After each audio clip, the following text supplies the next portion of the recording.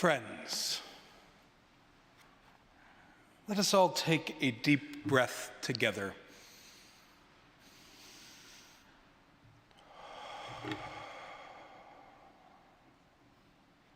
And welcome into this space. Friends, it is with a humble heart and a grateful spirit that I greet you all as friends. Each of us arrives from a different corner of our community, but all of us are united in our love for Anne Manning.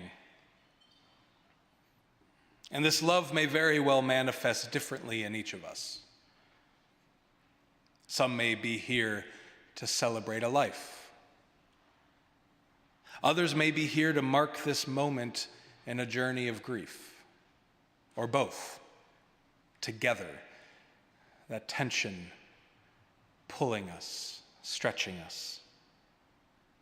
But no matter what you bring here, you are welcome, you are loved, and you are cared for. Our journeys of grief lead us to this precious occasion as we gather in God's presence and in the presence of each other to remember Anne and to honor a life well lived. We gather in the presence of each other to keep Anne alive in the ways that we each love and serve the world. This is a holy moment, a sacred opportunity, a time held still in God's love. My name is Seth Patterson, and I am a minister here at Plymouth Congregational Church in Minneapolis. And on behalf of my colleagues, Beth and Dwayne, the leadership and the congregation of this community that loves Anne very much, we welcome you. Wherever you have been, wherever you are going, whoever and wherever you are right now, may you feel welcome here. And if you look around, Anne's fingerprints are everywhere in this place, just as they are on each of us and on the many communities that she was a part of. She was a giant in this community, and she will be missed. I will miss her greatly. The last time I visited Anne at her home, she showed me this book that she had recently been given by somebody, and maybe it's even somebody in this room gave her this book. Poet Warrior by Joy Harjo. I then bought my own copy and found myself reading it eagerly.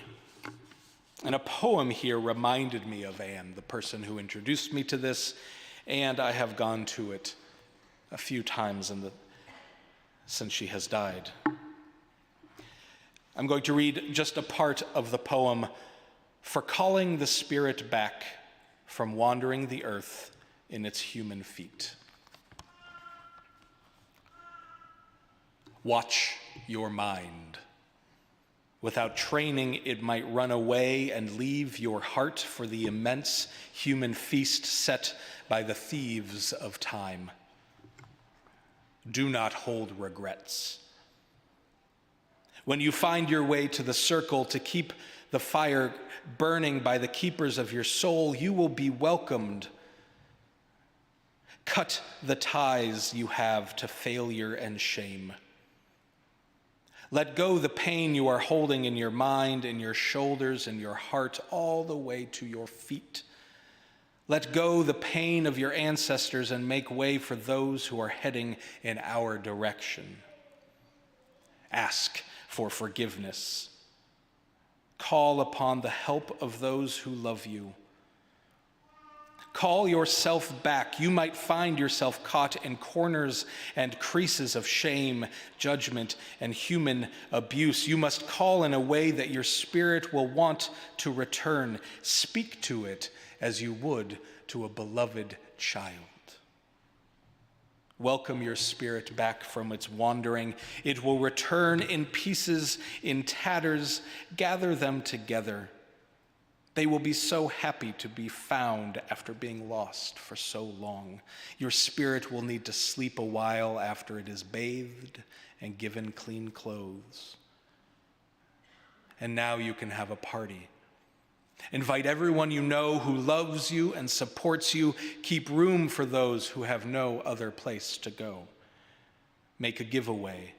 And remember, keep the speeches short. Then you must do this. Help the next person find their way through the dark. Thus says the poet.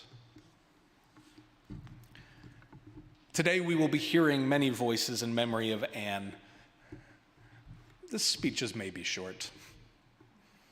From family and friends, and through words and through music, they will speak of Anne and her life, her legacy, and her gifts, and these will be interspersed by music to help us hold all that we have heard. And then we will have an opportunity to join our voices together in song and then share slices of sweet potato pie and more memories. All are invited to stay after the service. Let us now take a moment to continue our gathering together through a moment of prayer. There is no right way to pray, and there is no obligation to participate, but if you are willing, I ask you now to find a posture of prayer.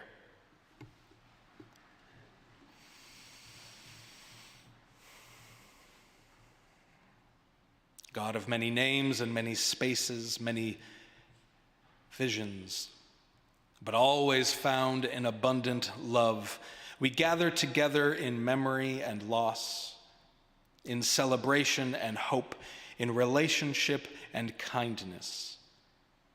Continue to fill each of us, to surround us, to continue to be the connector between us as we remember your beloved Anne.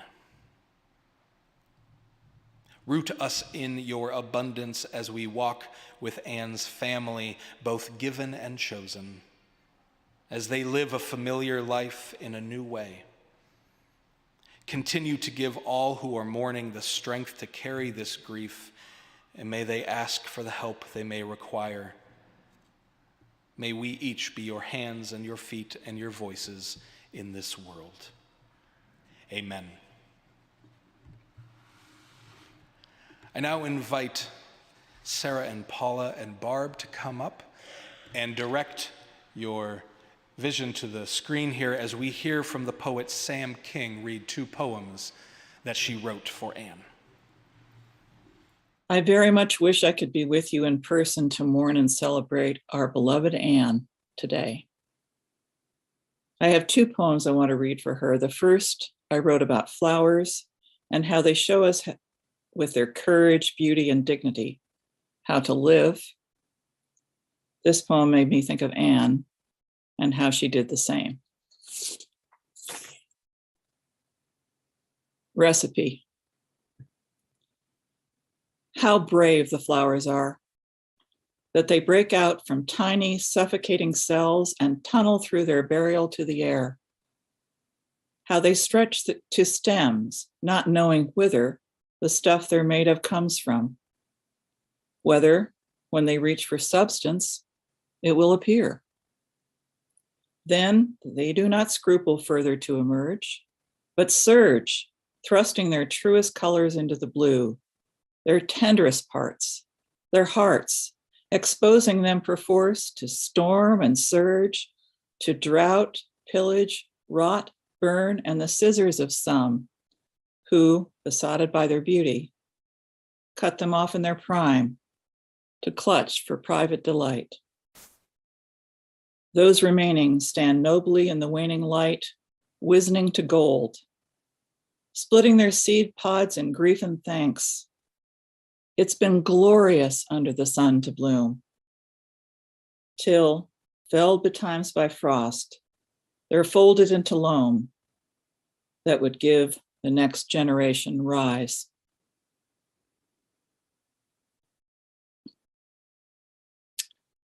And this is a sonnet I wrote for Anne. Sonnet for Anne. At the Cambodian prison for murder and torture, the rest of us were frozen by photos of the horrors. But she, throughout the tour, sobbed, just sobbed.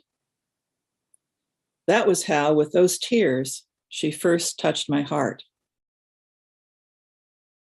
Her hand on your arm, or taking your own, so warm,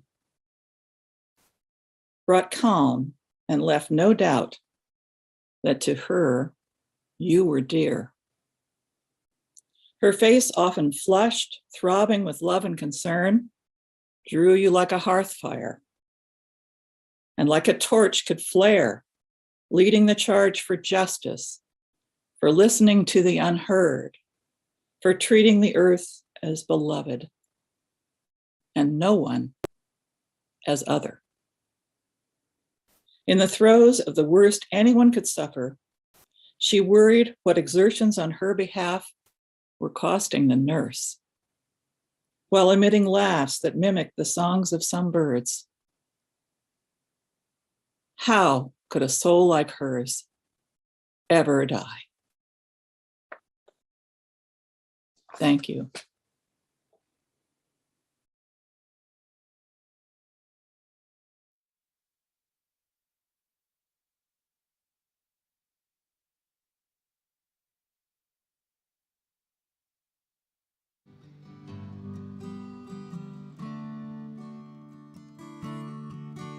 By breath, by blood, by body, by spirit, we are all one. By breath, by blood, by body, by spirit, we are all one. The air that is my breath is the air that you are breathing, and the air that is your breath is the air that I am breathing. The wind rising in my breast is the wind from the east, from the west, from the north, from the south, breathing in, breathing out. By breath, by blood, by body, by spirit, we are all one. By breath, by blood, by body, by spirit, we are all one.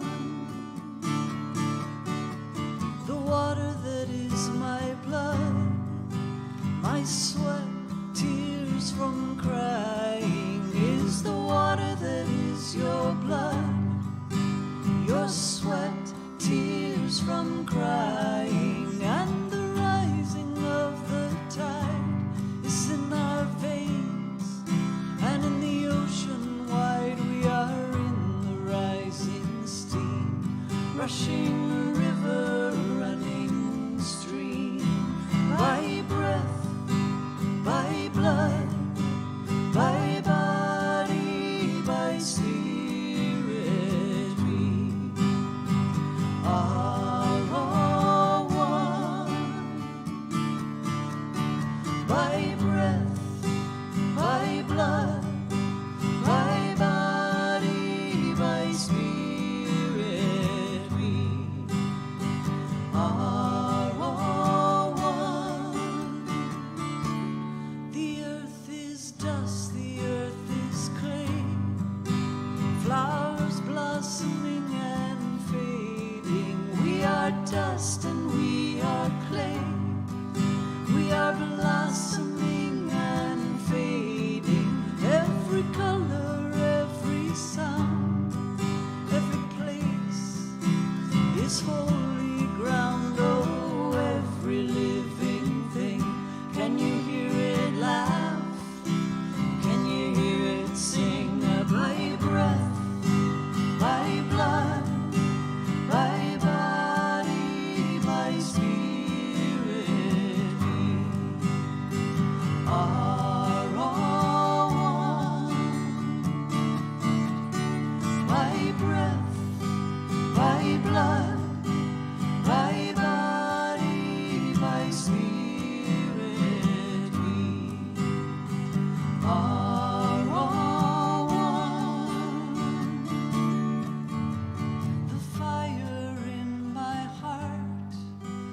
soul flame burning? Is the fire in your heart? Your soul flame burning? We are spirit burning bright by the light of day. In the dark of night we are shining like the sun and like the moon, like the Holy One, by breath, by blood, by body, by spirit. We are all one. By breath, by blood, by body, by spirit. We are all one. By breath.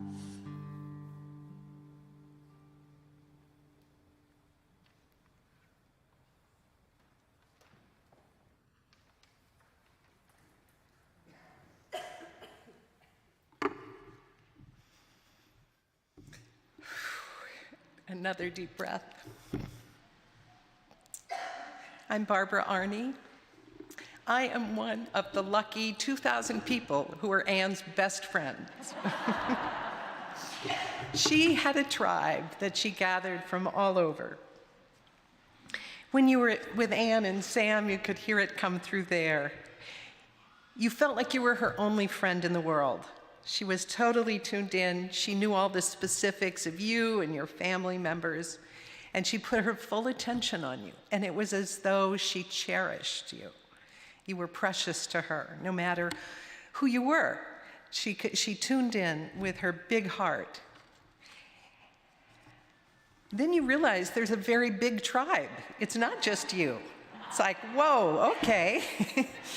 And because of Anne as who she was, she wanted you all to get together. She wanted to connect you with each other. And I feel very fortunate to look out and see so many people here who I am connected to through Anne. Anne was never in a hurry. How did she do what she did? I mean, she is a mystery.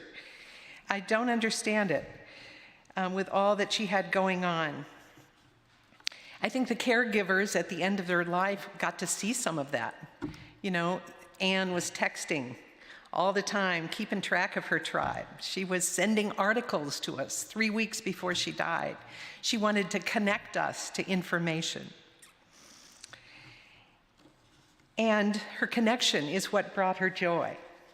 That was what she so appreciated, were people being there with her. She did not want to be turned over to the professionals. She wanted the personal hands-on touch from all of us. So my wonderings about how she does it all. I've sort of tried to work my way through that. What is the magic and mystery of Anne? Rather a meek, mild-looking person. And here are this tribe that's really all over the world.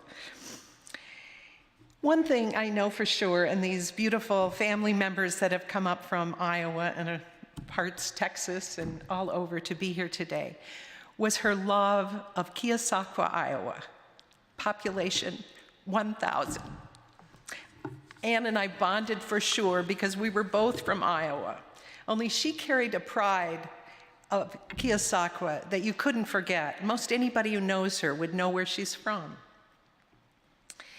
She was the daughter of a banker, and in the community banking business, you had to get along with everybody. You had to cooperate. You couldn't have enemies. But Anne went further than that. She thought it was her responsibility to provide hospitality, to include people, to create situations where people could get to know each other. She didn't wait for other people to recognize her. She reached out when she walked into a room to meet people and to find the people at the margins who may not be in center stage. She carried with her that small town hospitality wherever she went. As I came to know her, I realized there was a hidden motive in here that probably grew in her over time. She had a deep desire in her bones, in her passion, in her heart, that we would all of us, to belong, to come together in all our diversity, water beings, tree beings, human beings, quirky beings, whoever it was, flawed and beautiful, into the interdependence of the web of life. And you can see through all her different roles that she played, it was all about circling us together and caring for each other and for the planet. She also wanted us to own up to the fact that we all desperately need each other to survive and to thrive, collectively or not at all. Her full-time job was as a connector. She was a matriarch. She wanted to connect, she read voraciously, and when she read, she was reading for other people as much as for herself. She said, oh yeah, well, I'll send that over here or there. And then she wanted to connect people to resources, financial and information. Her tribe from Keosauqua has grown to a tribe all over the world, and I know there are people here watching, streaming in. Another part of the magic and mystery of Anne was her strong connection with her own inner truth. She had a favorite poem that she loved, and there's a line in it that struck me. Some principle of being abides, from which I struggle not to stray. And some of the family talked about the strong sense of family ethics from the Scandinavian Mennonite background. And Anne carried that with her, only it wasn't an idea about ethics and values. This was something that was in her body. And she would find that ring of truth when something struck her. And if it didn't strike her, she wasn't going to do it. But she followed that thread throughout her life. And she made some wild decisions. You know, she's starts out as a piano major, and then she's an accountant, CPA, corporate America. And then she decides to go to graduate school in counseling, psychology. And then pretty soon, something calls her to her concerns about policy. And so she goes to the Kennedy School. And then that opens up all kinds of avenues for her talents and her ring of truth that was with her. One of her signature phrases, and anybody who knows her very well will recognize two words, so true. Because when you said something that resonated with her, she said, so true.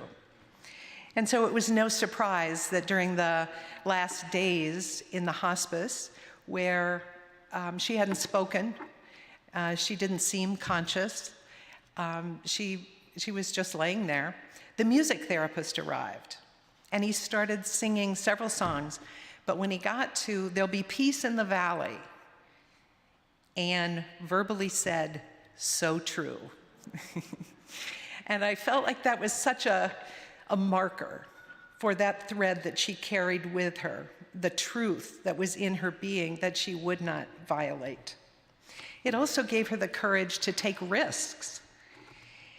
And for me, I was one of the beneficiaries of that. I went out to visit her when she was in Cambridge, and we were talking about our future and what we were going to do. And I said, I'd really love to get a group of women together and for a period of time, like 9 months, and to study the divine feminine. And she said, instantly, if I can get you the people, can I come?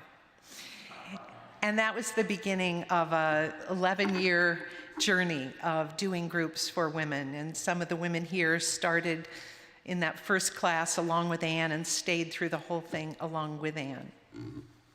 She empowered me. She didn't just care about her friends, but she wanted to empower them. And she might do that twisting your arm and dragging you to somewhere you might not want to go. But she could see talents in you that she wanted you to use. And so she expressed that and got you there, got you on your own thread and your own path. She could also be fierce. And some of you who maybe have been in arguments with her politically. You may know about her fierceness. But I got a chance to go back to Keosauqua for her service there and got to hear some stories. And the one story that stands out to me about the birth of her fierceness was when she was in the big house where they moved that her great-grandfather built. She had a room of her own, and she had 5 brothers to protect that room from, and 5 brothers and their friends, of which it sounds like they were roaming through that house a lot. And many people spoke there that day, friends of the brothers, about what it was like when you came near Anne's room. She would come out and tell you, do not get near this room, do not touch the door of this room, do not put your hand on the doorknob, you stay away. And some of us can still see that in Anne, protecting her turf. She was fierce, and she believed deeply in causes, and she took a stand for those because of that inner knowing, that inner truth, that inner authority. Maybe some of the magic and mystery of Anne, maybe there really was a secret sauce, a magic elixir, perhaps. Well, I think if there was a magic elixir, it was her tears. If you were with Anne and something touched her, you would know right away because she would start crying. She was the high priestess of tears, and it did wonders for the rest of us. They flowed freely, softening everyone and everything. Just like water moving through, fluidity, she would soften up a group. She'd give her living waters to punctuate a point she was making. Her tears were disarming. Whether it was a poignant situation in the world or something of beauty, defenses would go down, pretenses would go down, and pride would disappear. She welcomed us to humanity, to being people with tears and emotions. She was not afraid of her vulnerability, and she wanted others to be vulnerable as well. The final part of her magic and mystery was her ability to put things in perspective, the sense of relaxation and fun. So if you go into Guildhall, don't miss the 3 large photos, because there was a phrase she used to identify herself when she heard the phrase, "I'd rather sit down than stand up, and I'd rather lay down than sit up." So Anne knew how to relax. And you'll see a picture of her sitting up, but when she's sitting up, she's glued to her computer, which is how we knew Anne. Always online, always doing something. And there's one of her laying down, relaxing. And the best one of all is of her at the first Luna retreat at Sherry Stouffer's cabin, is Anne teaching us how to do the hula hoop. And she had it going on. And there's a picture of that.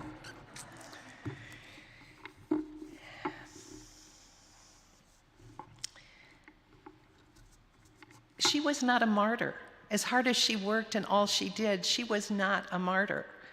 She did not resent people not doing what she was doing, but she did want people to do what was right for them to do. She had a wild child spirit in her. She was a revolutionary, but she didn't want to join any revolution that didn't have dancing. She believed in fun and play. She loved to sing. She loved the piano. She was learning the ukulele. And most of all, that wonderful laugh of hers that could get a whole room giggling. The other thing she did was love to host dinner parties. Some of us kind of got on to her because she'd invite a few of us to come early. And we're thinking, oh, she wants to hang out with us. But no, you'd walk through the door and she might stick a recipe in your hands right away because she needed to go get ready and shower. And she was hoping that maybe you could start dinner. And then, oh, by the way, setting the table too. And then for some, oh, by the way, would you go out and shovel the walks before company comes? And she was shameless. She did not suffer perfectionism. trying to do it all right and correct and proper. She was there to have a good time. And that's why we went. We'd be willing to do anything to have the good time and to find the playful spirit with Anne, that wild child. She hit a turning point in her life when she went back to Keosauqua when her father died. And she listened to the group talk about all he had done in terms of community service and the changes and the difference that he had made in Keosauqua. She realized, and she told many of us, you know, I got to step up my game. And step up she did.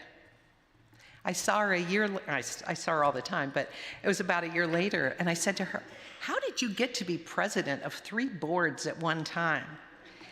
And she said, I didn't want to do it. I said, but nobody else would. And so there was Anne, filling in the gap, filling in the space.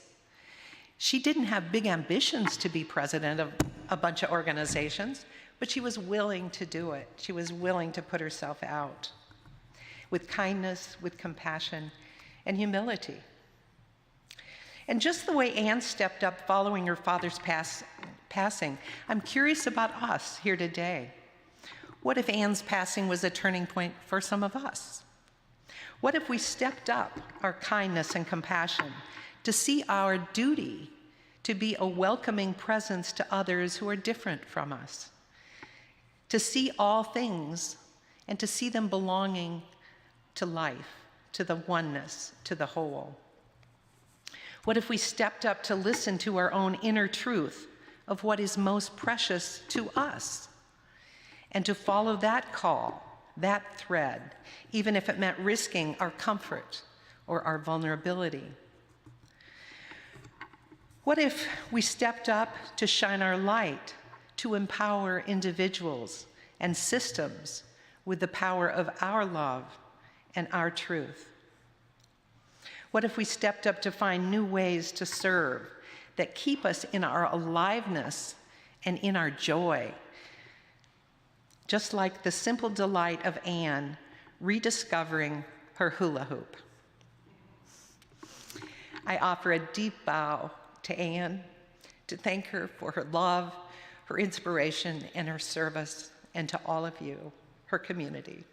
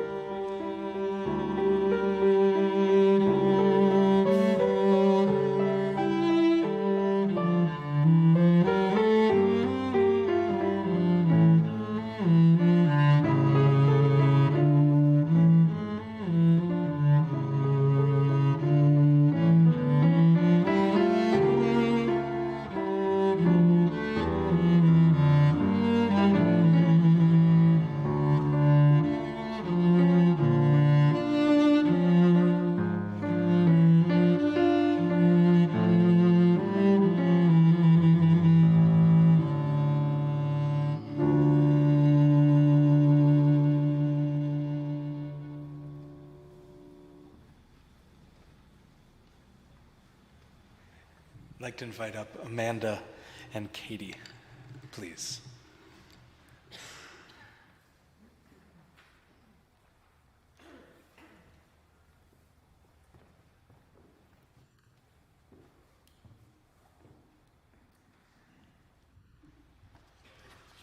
Hello, I'm Amanda Manning Morris, one of Anne's many nieces.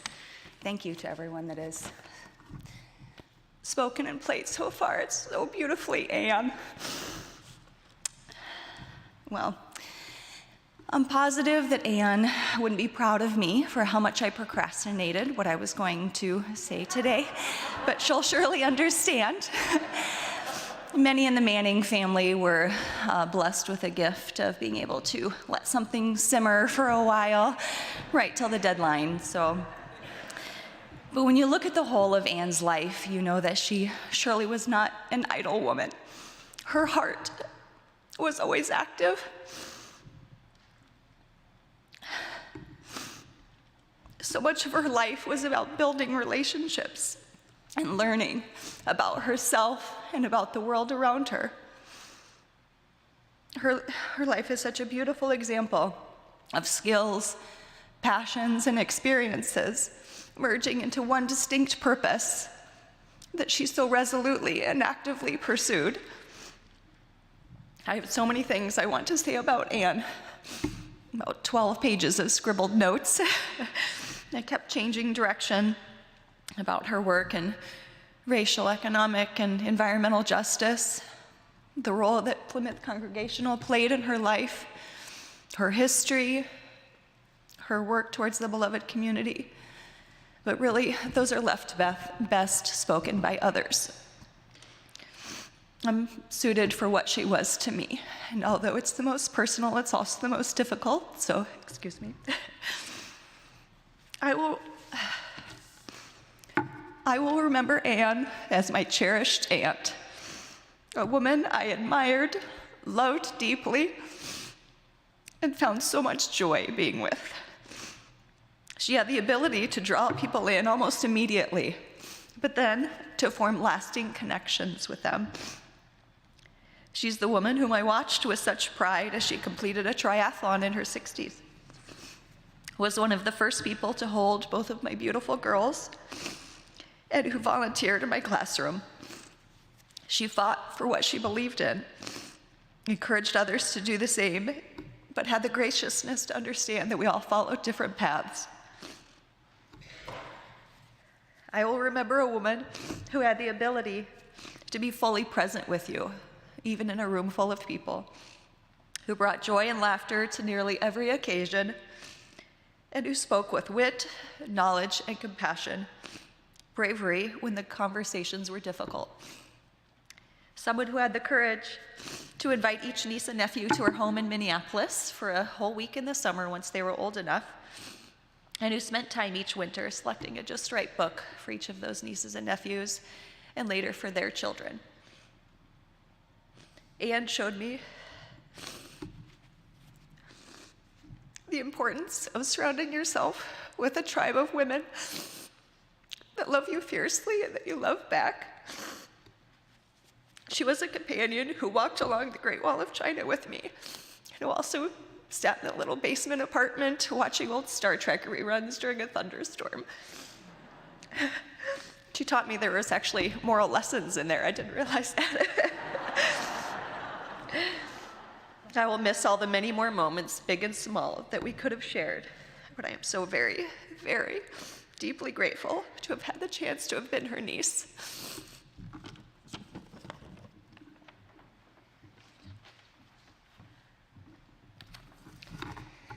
Hi, I'm Katie Nichols, another niece. There are 20 of us, so you just get 2 of us today. It's nearly impossible to stand up here and put to words everything I'd like to say about our Aunt Anne. Like I said, there are 20 of us nieces and nephews, and although she did not live near any of us, she was still able to make sure she was a large presence in our lives and made a special connection with each of us. Our hearts are broken with the loss of our Aunt Anne, but a heart broken is a heart that's been loved, and she loved us all. From the bottom of my heart, thank you for loving and caring for our aunt like you did. When she said she came from a big family, she meant all of you as well. Each of us have our special memories of Anne, as I know you all do. It was mentioned a few times at her celebration of life in Keosauqua about how much she spoke of Keosauqua and her family, almost to boredom at times. She would laugh at that and say that's not possible, or so not true. She could never bore anyone. But I want those up here to know that she was fair, and she'd made sure we all knew and experienced her life away from Iowa.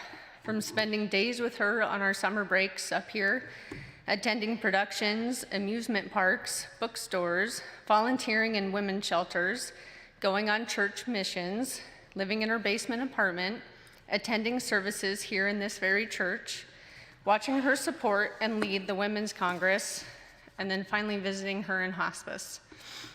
She opened our eyes to so much and led the way for each of us to experience life in its fullest.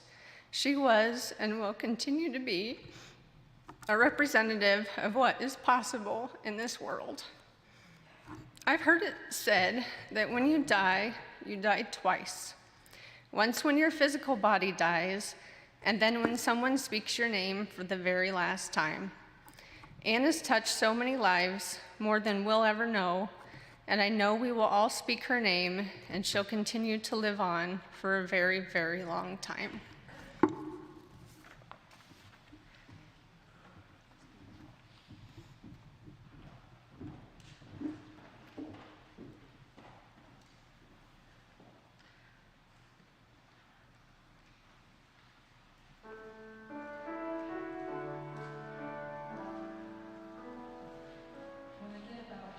Through this, I'm going to ask you to join me.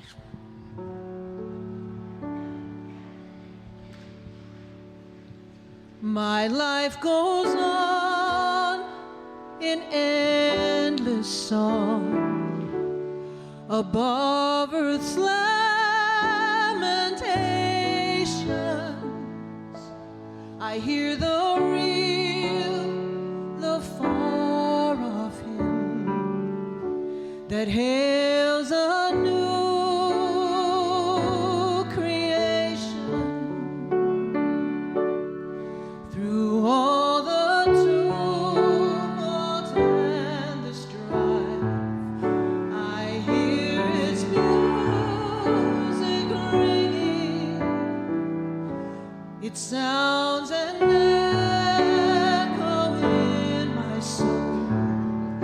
How can I keep from singing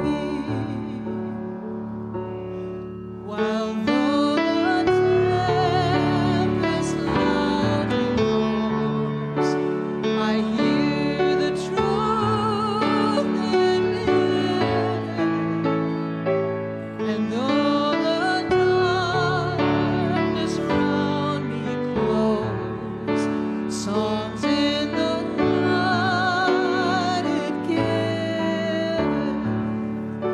No storm can shake my inmost calm, while to that rock I'm clinging, since love is Lord of heaven and earth. How can I keep from singing?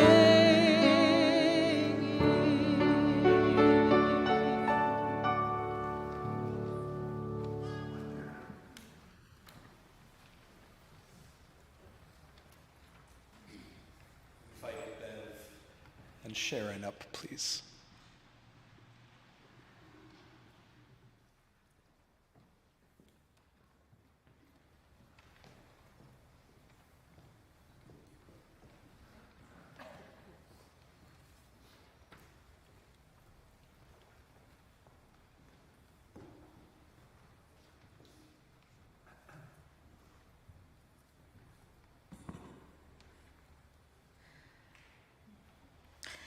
In my language,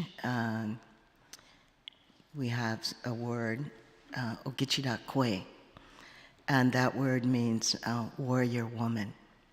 And Anne was a warrior woman, and that's one of the highest compliments we can give someone, because a warrior is really somebody who searches for peace and harmony. And I met Anne in 2013. I just finished walking the Mississippi River, and she came to a talk I was giving, and she cried. And she said, "Don't worry, I'm a crier." And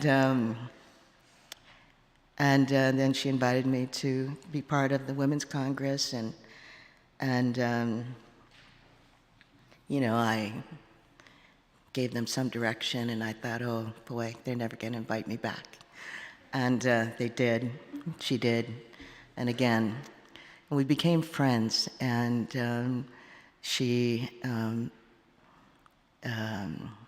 became part of our board of directors for the Indigenous Peoples Task Force, and she had a really soft place in her heart for young people and for the Kituan Youth Theater, and in fact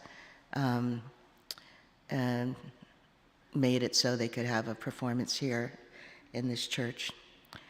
And she was a warrior woman, Ogichidakwe. And I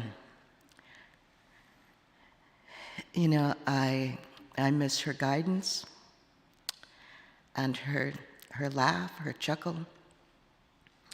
But I know this, that love transcends time and space. And the love that we have for Anne will live on forever. Miigwech.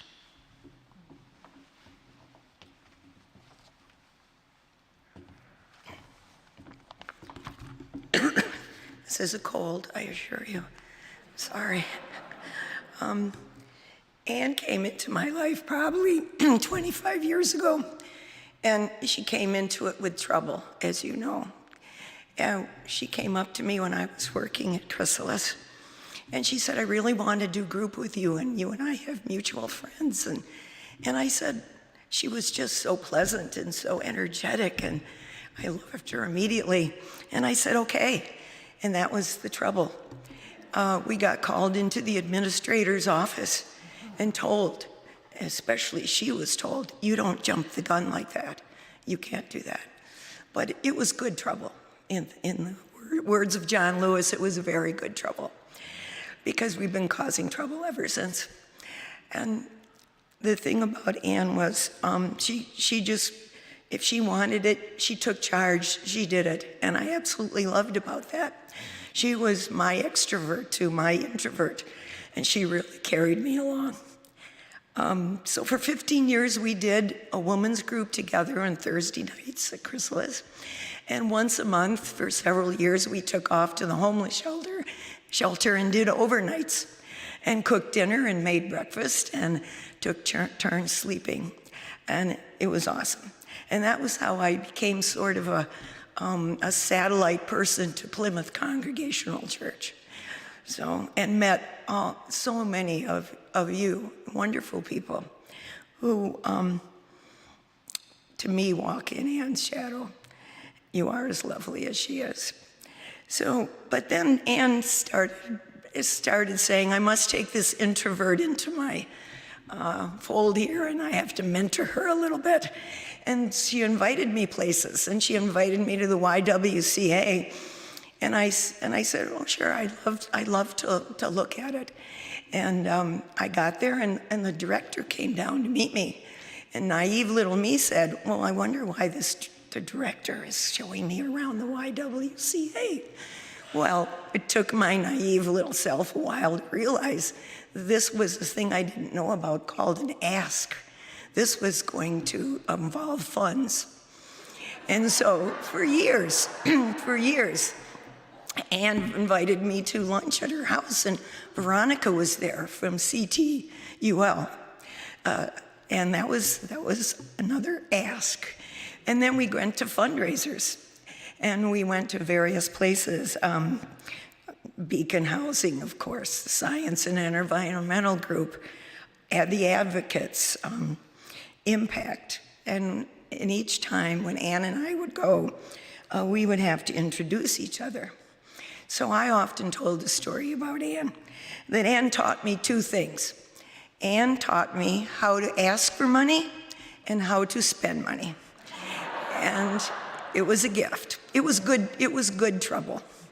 How to ask for money, I'd watch her, I'd see how she'd enlist people in volunteering for things and asking for money, and shy little me said, oh my goodness, I can start doing this too. And I did, so watch out. And then Ann, because she was so gifted at asking you to contribute to this and join this and go there, she helped me spend money. She really was very good at that. She pulled me out of my extroversion, and I know she's smiling because she can't believe I'm standing up here in front of you singing her absolute praises. But I've said to myself many times, Ann would do that. Ann can do that. I'm going to miss my fundraising buddy, and I'm going to miss my mentor and the beautiful person she is. But this is a few days after Ann passed. I was just reading a self-expression book I turned the page and there was Ann. I'll just end by reading that to you. You are the flower all the flowers want to be around. You have secrets in your soul. You teach us how to glow. You are an ancient remedy. You are a celebration everywhere you go. Thank you.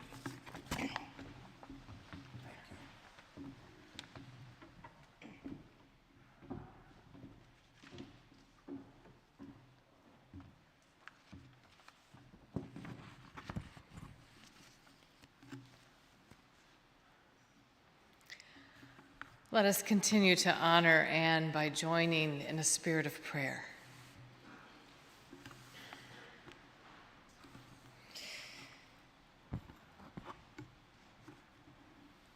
O divine source, our Creator,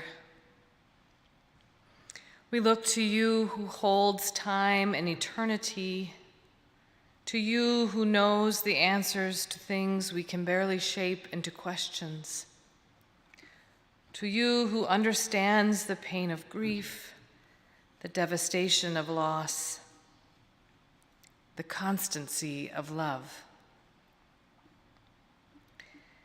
Today we remember with an abundance of gratitude the life of Ann Manning. Even in our sadness, our hearts sing with thanksgiving for her life, for all of her good work, for her gentle yet bold ways of being in relationship, for her empowering nudge towards others to join her in speaking up and stepping out for justice, for her tireless effort to break down oppressive systems and lift up the gifts and goodness of all people, for the ways she knew how to lead people through the dark places, and how she created life and our lives as celebration. Ann's legacy lives on in her fulfilled intention to be a benefit to all beings. How blessed are we to have known Ann and loved her, to be known by and loved by her. How blessed are we to have walked with her in the days of her life, that she shared our existence, both in its commonness and exhilaration.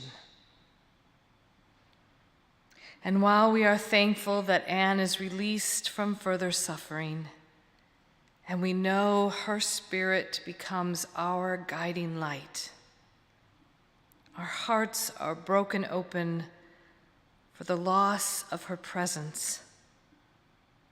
And so we pray for wisdom and courage to grieve her and live on doing the good works she modeled to us.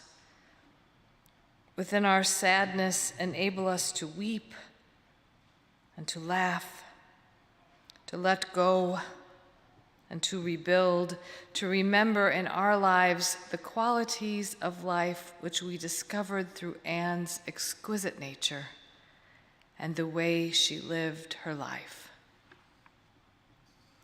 May we each be upheld and strengthened today, O God, and encouraged to live our lives fully and hopefully. Help us to bear witness to Anne's legacy by living into the values she shared with us all of her life.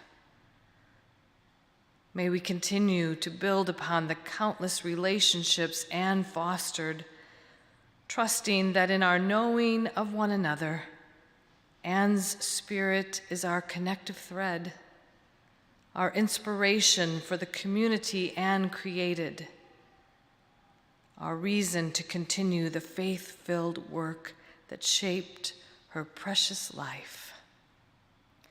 So true. So true.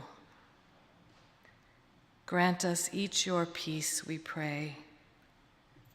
Amen. Some of us believe that there is a life beyond this life, an encounter with the living God that is as different from this life as the fully grown plant is from the seed from which it grew. Some of us believe that this life is all we have and that we are called to live this life as fully as possible, fully human, alive to God's purposes. But whatever we believe about life beyond death, we can all know this. Anne is at peace. She is at peace from the troubles and ailments of the world. She is at peace with us, and she is at peace with the divine. Anne's spirit will live on in those of us she has influenced through this life. So we will remember Anne not just for the events of her life, for what she did, but we will remember the person she was, the essence of her being. And those qualities will be remembered in our lives for generations to come. And so we can commend Anne to God's eternal care, and we commend her to those like us who choose to be keepers of her memory. Amen.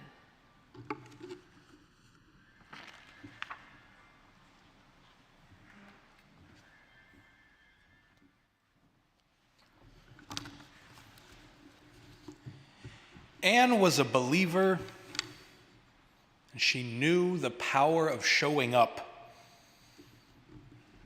And she was especially a believer and knew the power of what it looked like and what could be done when we all showed up together. And each of you know this intimately in one way or another. Each of us is a recipient of this gift and many others that Anne gave us, and it is now our responsibility to carry it on. Her gifts do not have to die.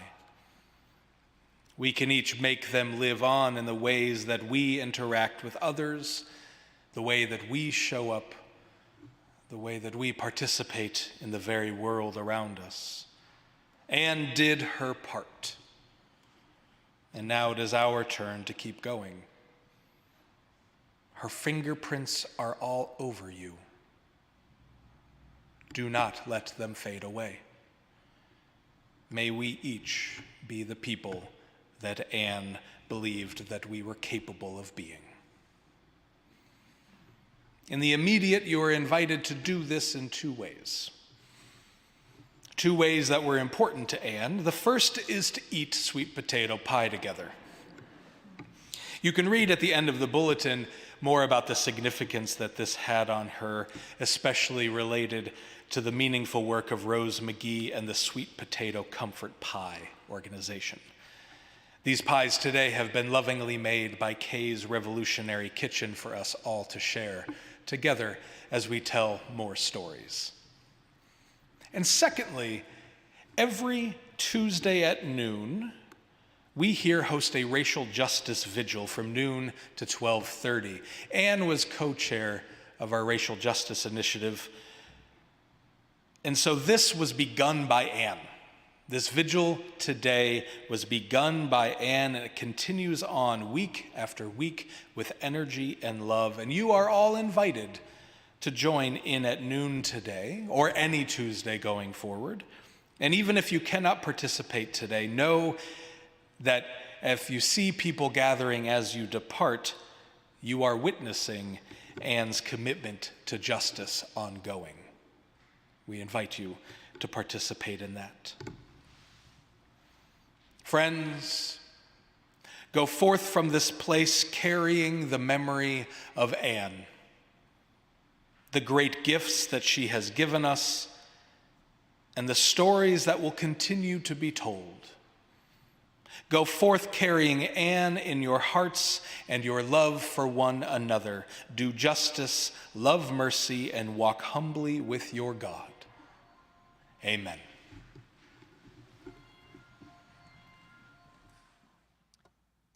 We invite you to join us the second time through with the benediction.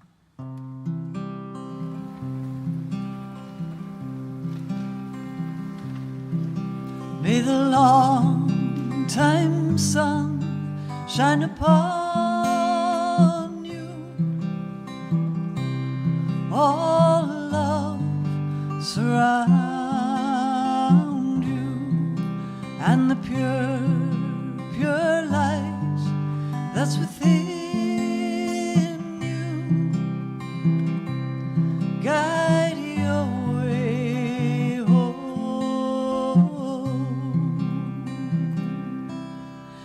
May the long time sun shine upon you. All love surround you, and the pure light that's within you guide your way home. May the long time sun shine upon you.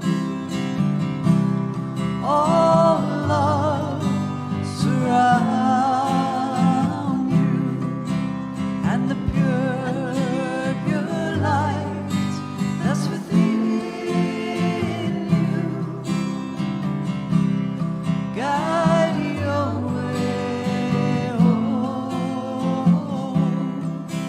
May the long time sun shine upon you. All love surround you, and the pure light that's within you guide your way home.